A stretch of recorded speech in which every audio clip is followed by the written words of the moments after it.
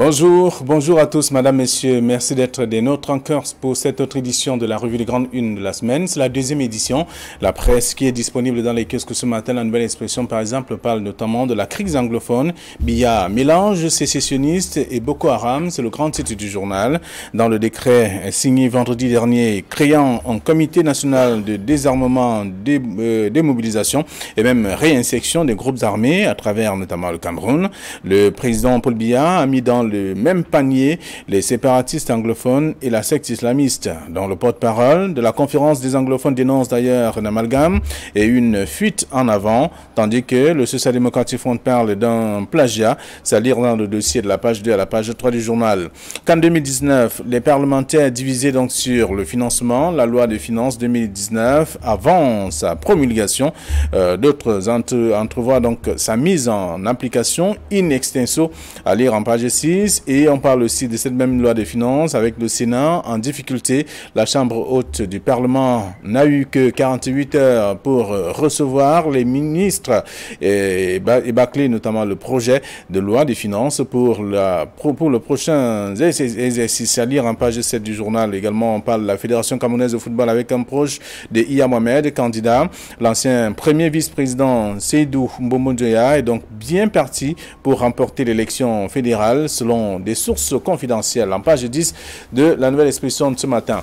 Le journal Info Matin parle de Ahmad. L'OTAS n'aidera pas le Cameroun, bien au contraire. D'ailleurs, le patron de l'instance fêtière du football africain soutient sur d'ailleurs Afrique Média que le taux d'exécution des travaux n'était environ que de 55%. La CAF renvoie notamment le Cameroun en 2021. Question donc de lui donner le temps de bien se préparer et donc de dire sa détermination non seulement à accompagner le pays de Paul Biya mais aussi à l'aider. C'est en page 4 de ce journal.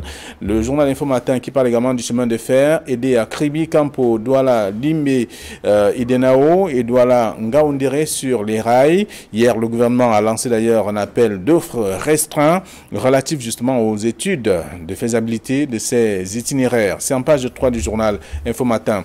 Émergence qui est dans les kiosques parle de l'organisation de la CAN 2019 avortée. Voici le plus gros scandale financier. C'est à lire dans le dossier proposé par le journal et aussi d'autres informations que je vous invite à lire, parlant notamment de ces banques camerounaises. 4 banques locales injectent d'ailleurs 120 milliards de francs CFA dans la construction du barrage de Nachtigal. C'est ce qu'on lit également dans le numéro disponible dans les kiosques ce matin. C'est le quotidien Émergence. Le journal Le Quotidien, le jour parle du BI et de la garde présidentielle. Comment on recrute les commandos. Tout cela, 2600 jeunes garçons doivent donc faire partie de ce contingent. Le contingent 2019, donc avec les 2 plus prestigieux corps de l'armée camerounaise. C'est à lire dans le dossier proposé par le journal ce matin. Et le journal s'intéresse également aux infrastructures. Quelle suite pour les chantiers de la CAN? C'est une question. Et on parle également de la Fédération camerounaise de football dans le quotidien Le Jour. Nouveau candidat à la présidence. C'est ce que dit le journal également. Alors, autre journal dans les kiosques ce matin, c'est le Financier d'Afrique qui parle notamment de conjoncture, péril sur les budgets 2019 des pays de la zone CEMAC à découvrir dans le dossier proposé par le journal. Le même journal parle également du Cameroun avec les répercussions même économiques du retrait de la CAN 2019 au Cameroun. C'est également à découvrir dans le journal disponible ce matin. Le journal s'intéresse aussi au JICAM qui institue notamment les rencontres des petites et moyennes entreprises à Douala. Donc c'est un nouveau processus qui permettra justement à ces entreprises de pouvoir être d'appoint et d'attaque donc au cours des prochaines années. C'est à découvrir dans l'article proposé par le journal Le Financier d'Afrique de ce matin. Le quotidien Le Messager qui est disponible parle de la pré-retraite de la CAN avec les investisseurs qui sont aux abois. Selon le journal, ils ont dépensé beaucoup d'argent sur le plan de l'hébergement et même du transport. Aujourd'hui, question, comment faire pour rentrer dans les frais? C'est une réponse difficile donc à donner, mais les explications sont aussi à lire dans le journal Le Messager de ce matin.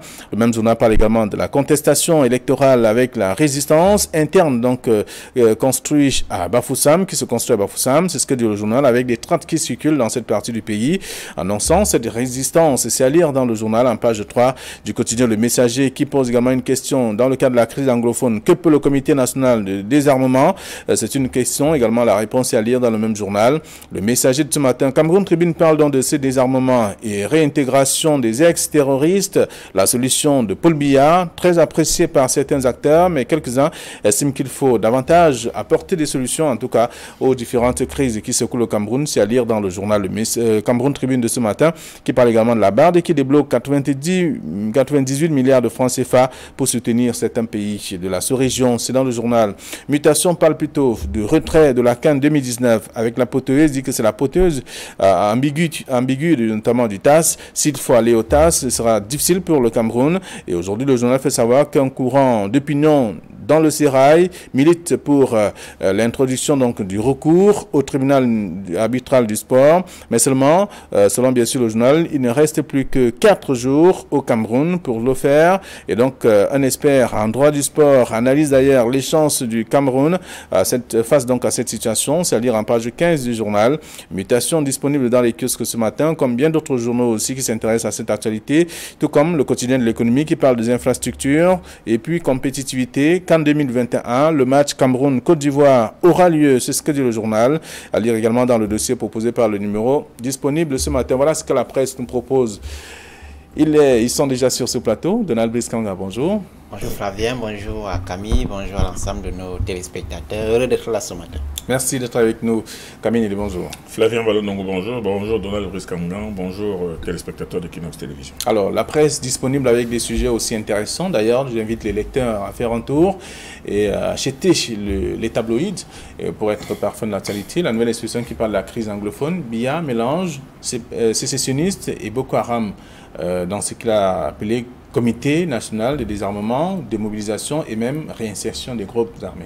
C'est un titre qui peut paraître fracassant, mais qui dit en réalité la vérité, et encore que la nouvelle expression a même oublié un troisième acteur, c'est-à-dire que les bandits, les bandes qui ne sont que des groupuscules de malfaiteurs qui font du grand banditisme là-dedans, parce qu'on ne peut pas mélanger ce qui se passe du côté du sud-ouest, nord-ouest, et avec ce qui se passe du côté de l'extrême nord, sincèrement. Et c'est pour cela que je me pose parfois des questions sur la sincérité, la compétence, ou même tout simplement le souci d'efficacité de certains collaborateurs du chef de l'État qui lui font des propositions pour régler les problèmes de l'heure. Vous vous souvenez, au moment où la crise anglophone connaissait ses pics les plus meurtriers, au lieu d'une solution beaucoup plus réfléchie, on lui a dit de créer une commission de bilinguisme et de multiculturalisme. Elle existe depuis 8 ou 9 mois, elle a déjà fait quoi? Et on a mis plusieurs milliards à sa disposition, elle n'a rien fait du tout, elle n'a servi à rien, et elle ne sert à rien, elle ne servira à rien non plus. Le problème du sud-ouest et du nord-ouest, ce n'est pas un problème de multiculturalisme, ce n'est pas un problème de bilinguisme, c'est un problème beaucoup plus profond et qu'il fallait attaquer à sa source et dans ses racines. Bon, aujourd'hui, on est venu faire signe au président de la République un écrit sur la création d'une sorte de comité de désarmement, de démobilisation et réinsertion. Ça, je pense que l'une des personnes qui a vu le plus juste là-dedans, parmi les personnes approchées par la nouvelle expression, c'est le maire Jean-Robert Wafo, qui a dit que c'est du copier-coller. C'est du copier-coller. C'est des choses qui sont passées au Mali, qui sont passées en Côte d'Ivoire. En Côte d'Ivoire, après le drame que toute l'Afrique, que le monde entier a connu en direct, on a vu, il y a eu effectivement une opération de désarmement, de réinsertion et tout ça. Et on a vu des combattants d'hier qui combattaient les forces de défense nationale être introduits dans l'armée ivoirienne et certains même avec des grades de généraux. Alors c'est ça qu'on veut faire ici. On veut prendre des gars qui se battent du côté du sud au nord-ouest pour les mettre dans l'armée, alors qu'aujourd'hui ils sont en train de tirer sur les militaires et tout cela. Alors moi je trouve tout cela absolument absconce. C'est-à-dire que dans cette situation-là, on ne peut pas non plus confondre le problème de l'extrême nord à celui du sud-ouest nord-ouest, parce qu'à l'extrême nord aujourd'hui, il est vrai, le problème de Boko Haram, mais Boko Haram qui vient du Nigeria, les kamikazes qui viennent du Nigeria pour venir s'exploser au Cameroun, ce ne sont pas, c'est rarement des Camerounais, c'est toujours des Nigériens, des femmes et des enfants qu'on envoie, et leur truc c'est de faire des morts et d'aller directement au ciel. Mais seulement après ça, depuis un certain temps, on ne voit pas beaucoup de kamikazes. On voit plutôt des gens qui arrivent, qui attaquent des villages, qui prennent des troupeaux de bœufs, des troupeaux de moutons, qui kidnappent des gens, qui demandent des rançons, ce n'est plus Boko Haram, c'est le grand banditisme. Alors, moi, je ne pense pas qu'on puisse mettre dans le même panier, comme dit la nouvelle expression, ce qui se passe à l'extrême nord et ce qui se passe du côté du nord-ouest et du sud. Et maintenant, c'est une façon que je trouve un peu cavalière. Le président de la République, le jour de sa prestation de serment, il a demandé aux gens de déposer les armes. Il a demandé lui, mais pour que les autres déposent les armes, je pense qu'il faut qu'un certain nombre de conditions soient réunies. Même s'il n'y a pas de dialogue, alors que les conditions minimum, c'est le dialogue, que les gens puissent se regarder, s'entendre, dire bon, écoutez, vous déposez, nous déposons. Mais on peut dire que on peut se demander comment est-ce que ces gens qui sont en train de tirer sur les populations, de mener une guerre qui, pour moi, est une guerre tout simplement folle. Comment est-ce que ces personnes vont savoir que, bon, vous allez déposer les armes, vous allez donner les armes pour qu'on les brûle, et ensuite, on va vous recaser socialement. Ces gens-là vont comprendre quel langage. Moi, je pense qu'il y a quelque chose d'absurde là-dedans. Les gens, ils sautent d'état d'étape, ils se disent qu'ils pensent qu'ils sont dans une sorte de jeu de dames, où quelqu'un pousse un pied, l'autre pousse un pied, l'autre. Non, c'est beaucoup plus complexe là. Ce n'est pas d'un comité comme celui-là qu'il faut aujourd'hui. Il faut que les choses soient beaucoup plus avancées, beaucoup plus élaborées pour qu'elles soient efficaces. On ne peut pas parler de démobilisation et de désarmement. Vous avez désarmé qui? D'accord. Alors, donc on peut lire ça dans la nouvelle expression, en tout cas de ce matin, puisqu'on parle de ce comité créé par le chef de l'État. La nouvelle expression parle donc de BIA qui mélange sécessionnistes et Boko Haram. Ça, c'est le titre de la nouvelle expression. Le messager parle donc de ce même... et se pose la question, que peut le comité national de désarmement? Et en même temps, mutation, j'allais dire, Cameroun Tribune fait savoir que c'est une solution. C'est la vraie solution de Paul Biya. Quelle analyse, quel commentaire faites-vous de ces unes? Alors, on peut noter que la création d'un comité de désarmement et de démobilisation est certainement une décision qu'on peut saluer a priori, parce que ça prouve au moins qu'il y a une intention, une volonté au moins minime d'aller vers quelque chose de souhaitable, mais seulement... comme le relèvent les tabloïds, notamment la nouvelle expression et le messager, on peut s'interroger sur à la fois l'opportunité, mais aussi la pertinence de ce comité qui est créé. D'abord, Camille a commencé à l'indiquer tout à l'heure, les origines de la crise séparatiste ne sont pas les mêmes que les origines de la guerre de la secte Boko Haram. Boko Haram a une source internationale liée au salafisme, la création d'un califat, ainsi de suite. Le Boko Haram part du Nigeria et donc n'est pas un problème interne au Cameroun, ce qui évidemment n'est pas le cas de la guerre séparatiste dans les régions du nord-ouest et du sud-ouest. C'est un problème davantage interne qui a des causes politiques et socio-professionnelles que nous connaissons. On ne reviendra pas dessus. Donc, à la fois sur le plan des origines, on peut se questionner sur ce mélange que le gouvernement essaie de faire, mais aussi sur le point de l'opportunité. Vous savez que beaucoup d'experts ne comprennent pas qu'on puisse mettre en place un comité de désarmement, de démobilisation et de réintégration, alors même que les combats se poursuivent de fort belle manière. Est-ce que vous êtes d'avis avec l'analyse, en tout cas le commentaire le message, j'allais dire la nouvelle expression qui fait savoir qu'on a compris, on comprend désormais pourquoi on n'a pas donné l'onction à la conférence anglophone CETENIA, de pouvoir CETENIA? Mais ça signifie qu'on est resté là dans la logique de l'orgueil d'État, à savoir que la solution c'est nous. Et donc, ce sont nos options qui sont les plus pertinentes et celles de personne d'autre.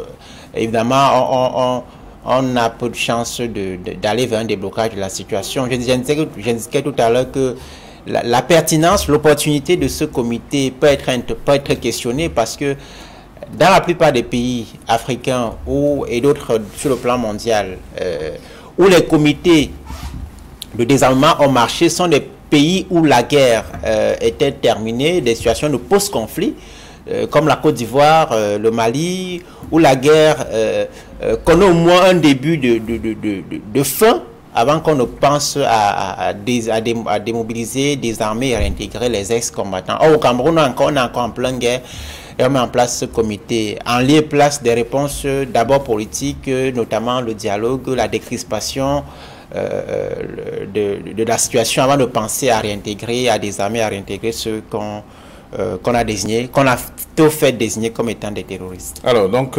c'est un sujet qui fait le tour de plusieurs tabloïds ce matin. Je l'ai indiqué, parlant de la crise anglophone, avec Biya qui mélange sécessionnistes et Boko Haram, ça c'est la nouvelle expression. Et Cameroun Tribune dit c'est la solution d'ailleurs de Paul Biya pour ramener la paix dans les régions anglophones et dans l'extrême nord aussi. Donc, mais une question, c'est le messager qui la pose. Que peut donc le Comité national de désarmement? Vous pouvez lire tout cela dans la plupart des tabloïds. Autre sujet qui fait le tour de la presse, il y a Info Matin ce matin qui parle donc d'Ahmed Ahmad avec le TAS qui n'aidera pas le Cameroun, bien au contraire. Le patron de l'instance fêtière du football africain fait savoir que le Cameroun ne devrait pas tenter d'aller au TAS pour revendiquer quoi que ce soit. Bon, c'est le droit du Cameroun d'aller au TAS. Je ne lui ôterai pas ce droit. Le tribunal arbitral du sport de Lausanne est là pour arbitrer les conflits sportifs.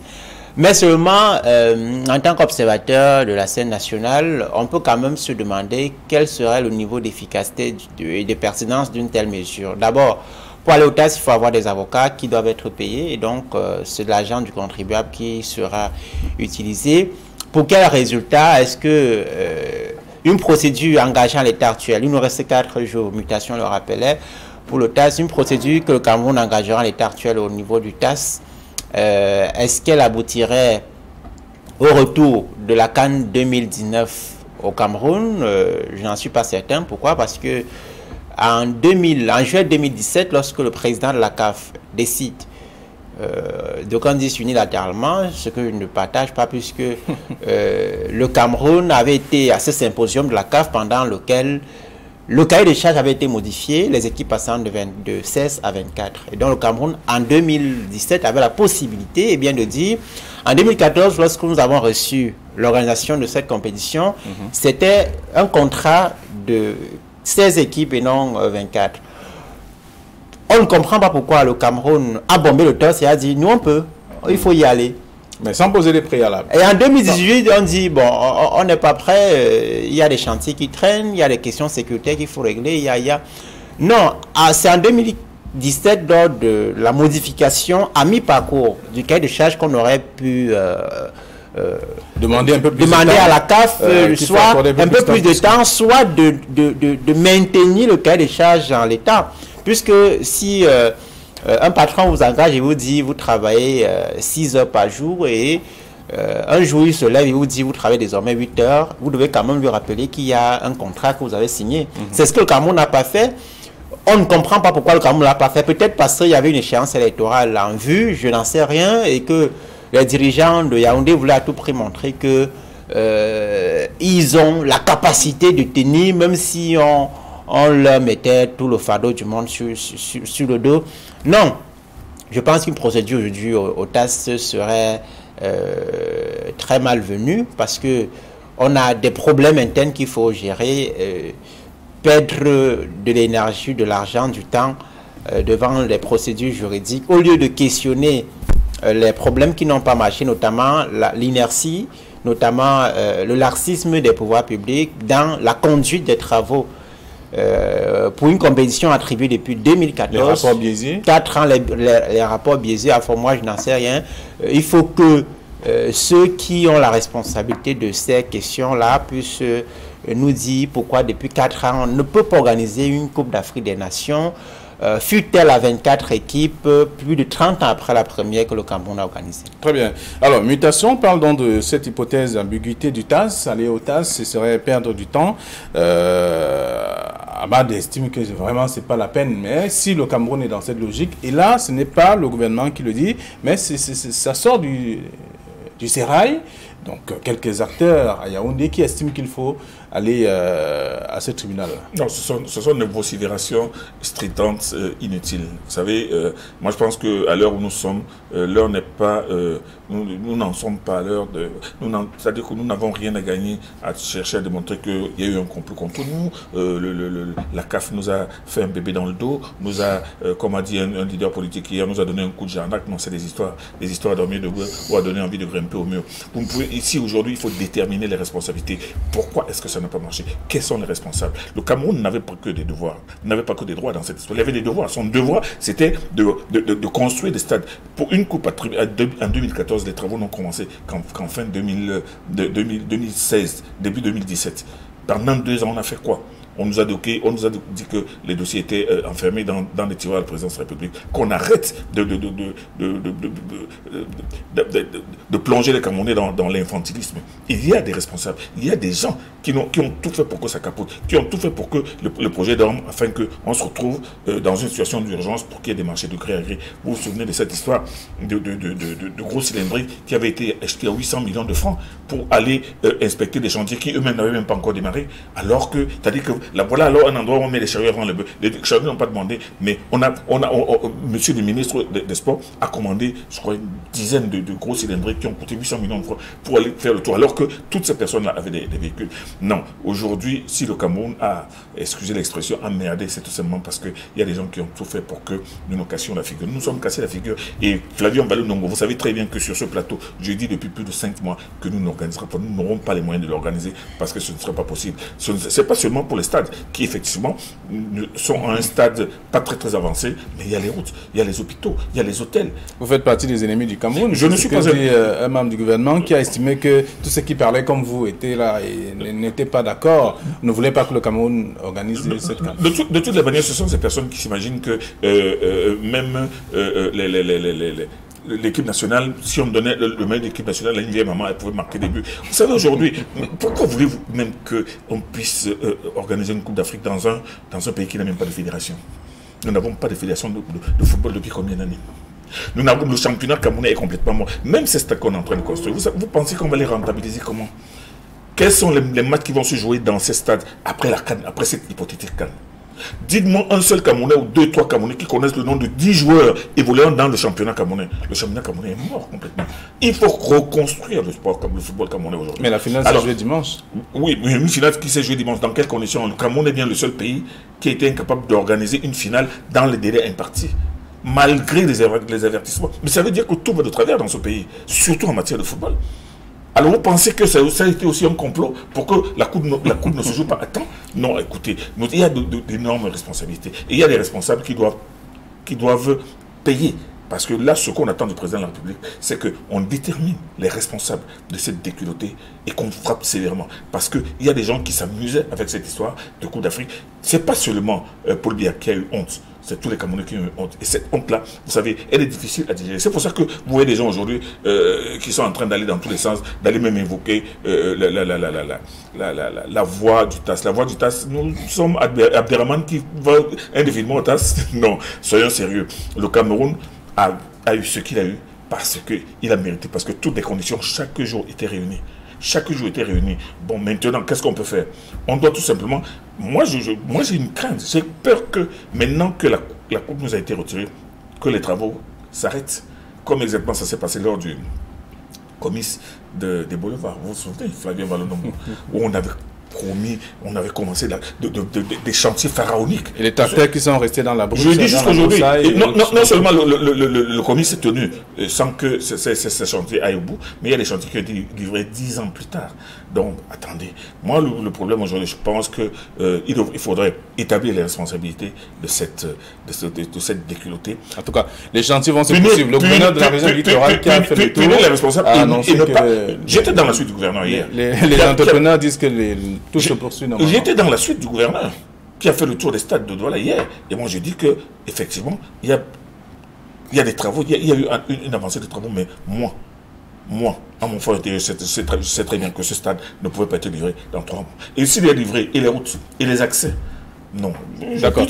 Il faut que ces chantiers continuent, mais il faut aussi que les personnes qui sont responsables de cette grosse honte payent le prix. Très bien. Alors, le TAS n'aidera pas le Cameroun. Ça, c'est ce que dit Faumatin, et selon, bien sûr, à la suite de la sortie de Ahmad Ahmad et la mutation qui parle de l'hypothèse ambiguë du TAS. En même temps, il y a le quotidien de l'économie qui dit qu'en 2021, puisque c'est prochaine date accordée, en tout cas le délai accordé, ou tout au moins la date accordée au Cameroun pour l'organisation de cette CAN, le match Cameroun-Côte d'Ivoire aura bel et bien lieu.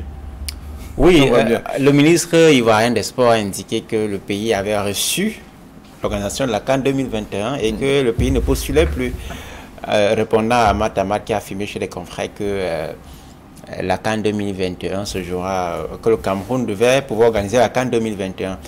Il est tout à fait scandaleux qu'un pays qui a 5 Coupes d'Afrique des Nations, qui a 7 participations à une phase finale de la Coupe du Monde, ne puisse pas, plus de 30 ans après l'organisation de la toute première CAN qu'il a abritée en 72, organiser une Coupe d'Afrique des Nations, fut-elle à 24 équipes. Non. Moi, je suis toujours surpris par ce conspiratisme en faveur du chef de l'État qui consiste à dire que non, le ministre des Sports, le secrétaire général de la présidence, le premier ministre a fait ci, on doit les punir vraiment, et le chef de l'État, lui, il est le sang des saints. Non, écoutez, dans tous les pays du monde, la parole présidentielle est sacrée. Il n'y a pas une autre autorité au-dessus du chef de l'État, il n'y en a pas. Lorsqu'il dit, en recevant les Lions, le Cameroun sera prêt le jour dit. J'en prends l'engagement. J'en prends l'engagement. Lorsque 2 ans après, c'était en 2016, je crois, le Cameroun se voit retirer la Coupe d'Afrique des Nations. Et Flavien Balou, et lors des appréciations de serment, c'est un niveau de désacralisation de la parole présidentielle sans précédent. Flavien Balou, vous vous souvenez que j'avais dit qu'il ne fallait pas que l'on fasse mentir le chef de l'État ici sur ce plateau. Que j'avais dit qu'il ne faudra pas que l'on fasse mentir pour dire aujourd'hui on a fait mentir. Camille rappelait tout à l'heure que le comice agro-pastoral de Boloba d'abord a été, je crois, reporté. Ensuite, son hôtel a été livré cette année. 10 ans plus tard. 8 ans plus tard. Alors, lorsque vous regardez le 51 de l'indépendance, la réunification, pardon, qui devait se tenir en 2010, a fini par se tenir, je crois, en 2011 ou 2012. Un peu plus de 3 ans lorsque vous réunissez tous ces éléments-là, sur lesquels le chef de l'État a pris des engagements fermes, vous pensez que il faut aller chercher un autre responsable? Non.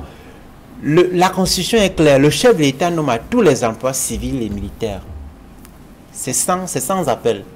C'est-à-dire qu'on attend un remaniement d'ici peu, logiquement.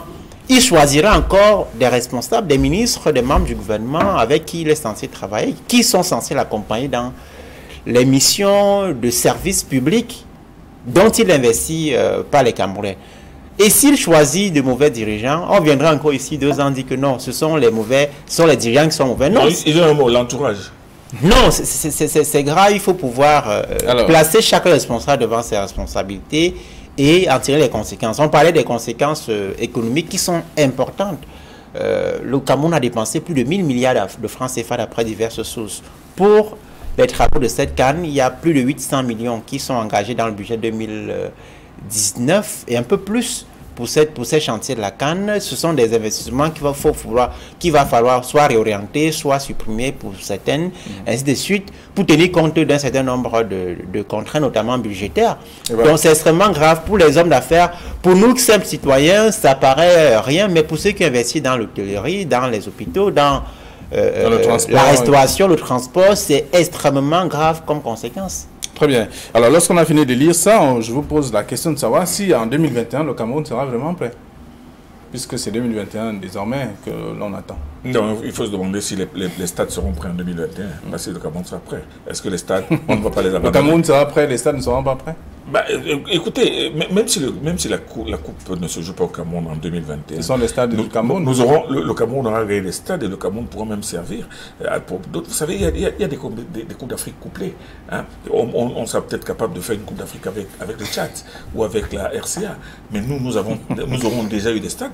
L'essentiel, c'est que tout l'argent qui a été balancé, il ne faut pas qu'il soit resté dans les fenêtres. Tout l'endettement que le Cameroun aura pris pour le financement de ces grands travaux-là, il faudrait bien qu'il soit rentabilisé. Mais surtout, il faudra que l'on pense à redonner une vie normale à la Fédération camerounaise de football et au sport camerounais, puisqu'il faut déjà une fédération, il faut une compétition, il faut qu'il y ait un championnat qui marche. Nous n'avons même pas d'équipe championne de Cameroun féminine de football, mais nous avons une équipe nationale qui va disputer jusqu'au quart de finale.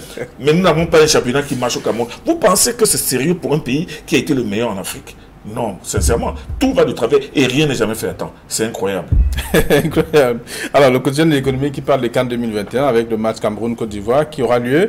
Et là, vous avez parlé des finances et autres, du budget. D'ailleurs, la nouvelle expression qui parle de la CAN 2019 fait savoir que les parlementaires sont divisés sur le financement. Et là, la loi de finances 2019, avant même sa promulgation, d'aucuns envisagent qu'il y ait quand même, qu'on essaie de revoir, parce qu'il y a eu beaucoup d'argent déjà engagé, et même dans ce budget également, on estime qu'en 2019, il va falloir davantage étrangler les Camerounais pour pouvoir avoir un peu d'argent. Et là, d'aucuns estiment qu'il faut revoir un peu ce budget avant la promulgation par le chef d'État. Oui, vous savez que parmi les explications que le gouvernement, le ministre des Finances a donné sur l'élargissement de l'assiette fiscale, notamment en demandant aux acteurs, par exemple, du secteur de la friperie, de la pneumatique, du cosmétique, de contribuer, c'est que le Cameroun devait abriter à la fois les élections en 2019, 2 scrutins, municipaux et législatifs, mais aussi la Coupe d'Afrique des Nations. Maintenant que la compétition nous a été retirée, il a forcément lieu de faire quelques réajustements, quelques coupes pour savoir... pour s'adapter à cette nouvelle donne. Est-ce qu'il y aura une session extraordinaire du Parlement, puisque la session du mois de novembre vient de s'achever le week-end? On attend bien de voir si le gouvernement va bien se réadapter à cette nouvelle donne. Voilà.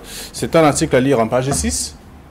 Camille Nélé, l'argent dépensé par certains acteurs, aujourd'hui avec le budget, le projet de loi qui a été déposé et qui, en tout cas, est passé comme une lettre à la poste au Sénat, comme à l'Assemblée nationale.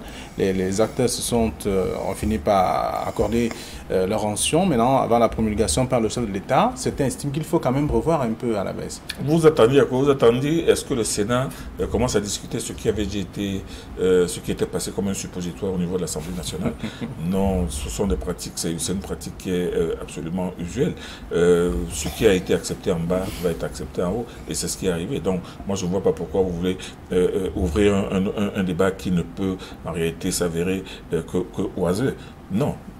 Il n'y a jamais eu une différence, il n'y a jamais eu un débat entre ce qui avait été examiné à l'Assemblée nationale, arrivé au Sénat, et puis poser des problèmes. Donc, je pense qu'on a titré pour titrer. Je pense, il faut quand même rappeler, Flavien, que la loi permet au chef de l'État d'introduire une ordonnance pour modifier la loi de finances, même lorsqu'elle est adoptée. Très bien. Alors, c'est à lire en page 6 du journal, la nouvelle expression. Alors, le quotidien Le Jour parle du BI et de la garde présidentielle Camille Nélé. Comment on recrute les commandos et 2 corps d'élite quand même pour notre armée. Ben oui, on recrute le BI, on recrute... la méthode. La méthode, mais on lance un concours et puis les gars se présentent et on leur donne un certain nombre de conditions. Des conditions physiques d'abord. Et puis bon, maintenant, on leur demande un minimum de CEP, par exemple, au BIR et à la GP. Et puis ensuite, il faut être costaud. C'est pas sorcier. 2600 jeunes garçons, en tout cas, sont... de toute façon, ça va 2800. Ça va donner du boulot à des jeunes qui traînaient et qui pourront peut-être trouver une issue maintenant pour commencer à travailler. Des jeunes aussi qui seront là au service de la nation. Moi, je vois pas ce qu'il y a de mauvais là-dedans. Encore que quand vous regardez, aussi bien dans les corps de l'armée de la gendarmerie, il y a énormément d'effectifs vieillissants. Donc moi je pense qu'il faut recruter, il faut donner du travail aux jeunes et il faut maintenant moderniser aussi bien l'armée que les forces de défense. Donc moi je ne sais pas si les méthodes de recrutement sont différentes de celles qui sont en cours dans d'autres pays, mais on a lancé un concours, on vous demande un certain nombre d'aptitudes physiques et mentales, et puis maintenant si vous remplissez ces conditions, vous passez. Moi-même j'ai 2 de mes neveux qui ont été sélectionnés, qui ont déposé leur candidature et qui sont en train de s'entraîner pour remplir les conditions le jour du test. Voilà, donc il faut être robuste, il faut avoir un moral d'acier. Pas seulement, nous sommes en 2018, on ne peut pas simplement indiquer que les conditions de robustesse physique conditionne le recrutement.